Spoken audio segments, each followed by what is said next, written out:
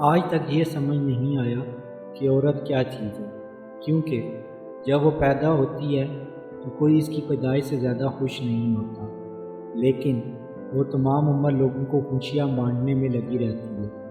جب وہ ماں باپ کے گھر میں ہوتی ہے تو ان کا وفادار بن کر رہتی ہے، جب شادی ہوتی ہے تو شوہر کی وفادار بن کر ساری زندگی اس کی لمبی عمر کی دعائیں مانگتی ہے۔ جب وہ ماں بنتی ہے تو باقی زندگی بچوں کو پالنے اور ان کی اچھی تربیت کرنے میں گزار دیتی ہے۔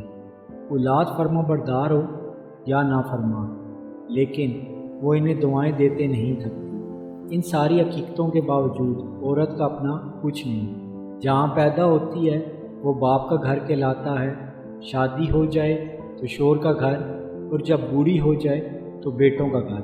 اگر اس کا اپنا کچھ ہے تو فقط ایک قبر۔